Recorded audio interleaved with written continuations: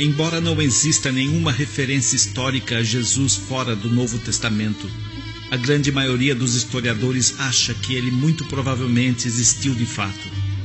A razão dada é simples. Milagreiros, agitadores, profetas e messias se acotovelavam nos arredores da Jerusalém do século I. Jesus deve ter sido apenas mais um entre muitos, um pregador insatisfeito com a dominação romana e com os descaminhos do judaísmo.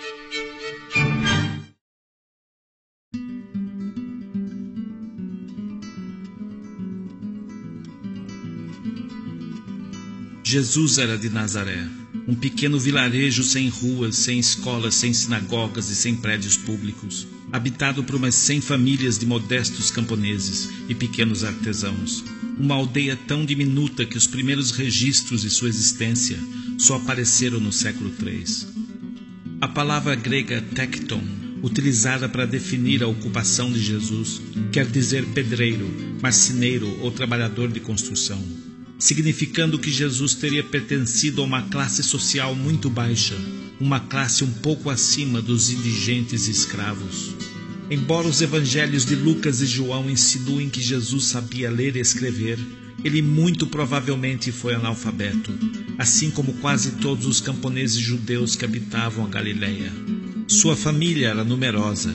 Segundo os evangelhos, Jesus tinha algumas irmãs e pelo menos 4 irmãos. Há indícios de que até mesmo enquanto vivo, corriam boatos que ele fosse bastardo. O filósofo grego do século II, Celsus, afirmou que muitos contemporâneos de Jesus acreditavam que ele fosse filho de um soldado romano de nome Tibérius Pantera. Além disso, no Evangelho de Marcos, o primeiro evangelho escrito, há uma passagem intrigante em que Jesus é identificado estranhamente como apenas filho de Maria, e não de José, tal como mandava a tradição. Em nenhum momento dos 4 evangelhos, sequer uma única menção é feita a seu estado civil. No entanto, vale salientar que na Palestina do século I, não ter uma esposa seria algo inusitado para um judeu de 30 anos. O celibato era raro naquele tempo e naquela região. Jesus, sendo um pequeno artesão, não encontraria trabalho facilmente na modesta Nazaré, cujos moradores mal conseguiam viver acima da linha de subsistência. Jesus e seus irmãos provavelmente tiveram que procurar trabalho em Séforis, uma cidade maior a 7 quilômetros de Nazaré, que estava sendo revigorada por Herodes Antipas, governador da Galileia. Herodes morou em Séforis até os meados da 2ª década, e Jesus certamente ouviu falar do homem que mandaria executar seu amigo e mentor João Batista, e logo após também tentaria matá-lo.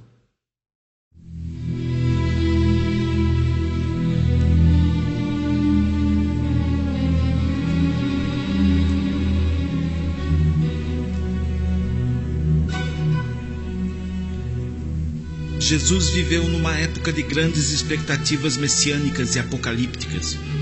Sua doutrina, que era uma versão melhorada das pregações de João Batista, não era nem original nem inovadora, e estava muito longe de referir-se à humanidade como um todo. Jesus foi um judeu interessado apenas em questões judaicas, numa época de insurreições e desesperança para os judeus.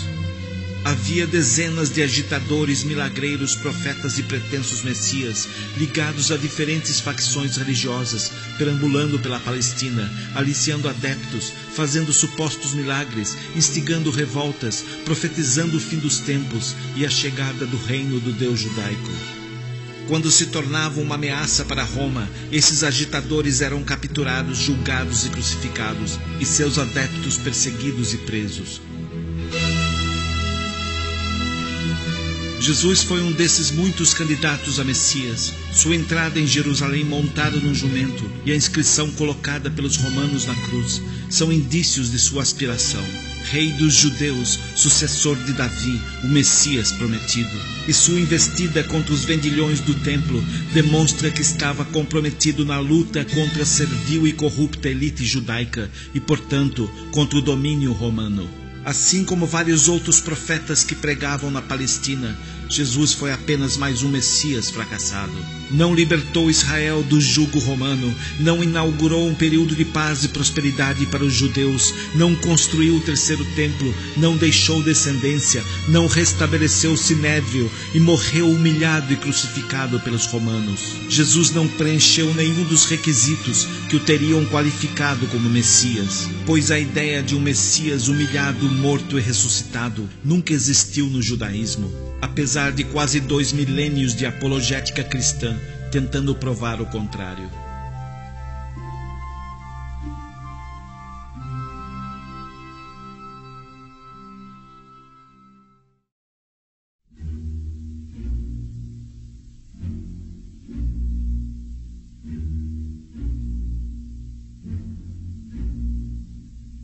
Quando um profeta ou Messias morria nas mãos dos romanos, seus adeptos fugiam, se dispersavam, e o grupo pouco a pouco minguava até sumir por completo, pois a crucificação invalidava qualquer pretensão ao status de Messias. Mas isso nem sempre acontecia. Algumas comunidades continuavam suas práticas e credos, tal como foi o caso dos adeptos de João Batista. A explicação para esse fenômeno pode estar no fascinante clássico da psicologia social, Quando a Profecia Erra, onde há o relato de pesquisas feitas com uma seita que previa o fim do mundo em 1954. Por analogia, elas oferecem uma explicação plausível para o que possivelmente aconteceu com os adeptos de Jesus após sua crucificação. Diante da imediata constatação do fracasso de Jesus como Messias, seus adeptos possivelmente entenderam que o custo emocional de abandonar suas convicções seria insuportável. Vale lembrar que muitos deles haviam largado família e posses para seguir Jesus, evidenciando um grande investimento emocional na causa. Também perceberam que a partir dali iriam ter que conviver com um grande incômodo cognitivo, uma gigantesca dissonância entre a realidade, a morte de Jesus e a crença. Jesus é o Messias, o Salvador, o Rei dos Judeus, o Arauto da prosperidade. A solução foi atenuar essa dissonância e assim eliminar o incômodo. Portanto, a primeira medida foi promover uma intensa atividade missionária para arrebanhar mais adeptos. Quanto mais pessoas acreditassem, mais a crença do grupo se fortaleceria. Num segundo momento, o grupo promoveu uma revisão, reinterpretação e até mesmo uma alteração dos fatos ocorridos. Dessa forma, os primeiros cristãos transformaram seu Messias mundano e fracassado num Salvador espiritual e vitorioso, e reinterpretaram a humilhação e morte do frustrado Rei dos Judeus como o sacrifício do glorioso Rei do Universo.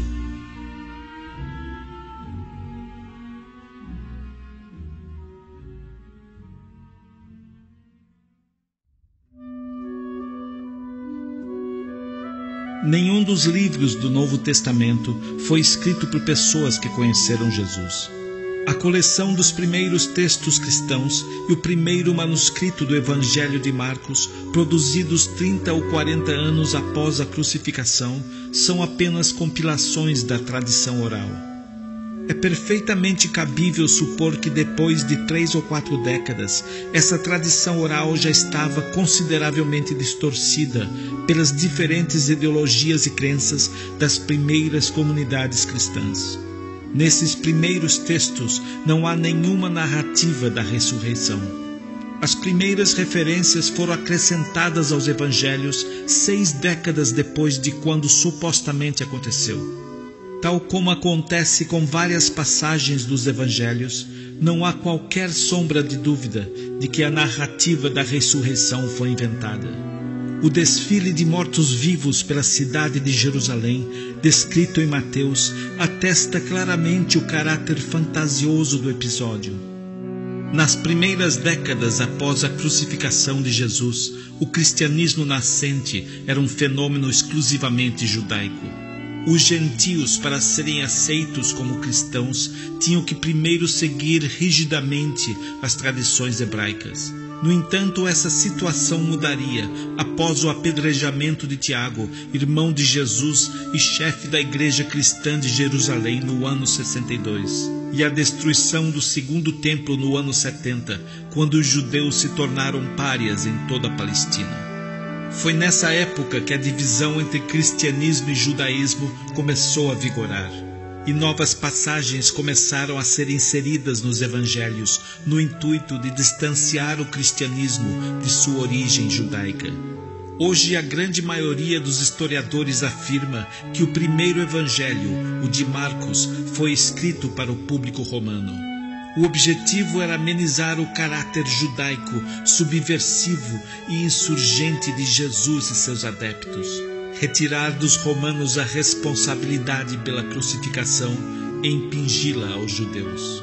Isso fica evidente quando Pilatos aparece nos evangelhos como um prefeito inseguro e bem-intencionado, quando na verdade eram públicas e notórias sua extrema depravação, seu ódio à tradição judaica e asco do povo judeu. Pilatos mandou crucificar milhares de judeus, sem nenhuma forma de julgamento ou consideração.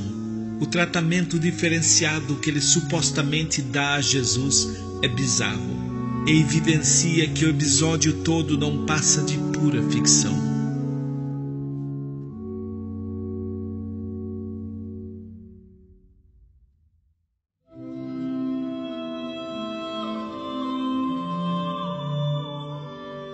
O que hoje chamamos de cristianismo foi criado por Paulo de Tarso.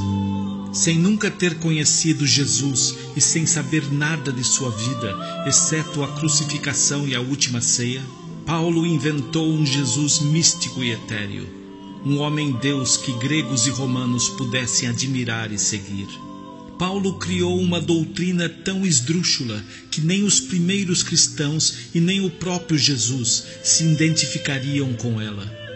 No entanto, Paulo resolveu a contradição entre a humilhante morte de Jesus e sua missão messiânica. Transformou o pobre e letrado, tempestuoso insurgente, derrotado e humilhado Nazareno, num Deus vitorioso de bondade e justiça. O Jesus histórico, o homem por trás do mito, pode ter sido, como muitos de sua época, um insurgente contra os romanos invasores e os judeus subornados e complacentes. Talvez um defensor da liberdade, que prometia ao povo judeu subjugado um futuro de paz e justiça. Talvez um zelota fanático, um rebelde indignado com a maneira que as famílias sacerdotais conduziam o templo. Uma coisa é certa, o Jesus histórico não foi um ser sobrenatural, e muito menos um Deus ou filho dele. Foi apenas um mero mortal, como todos nós.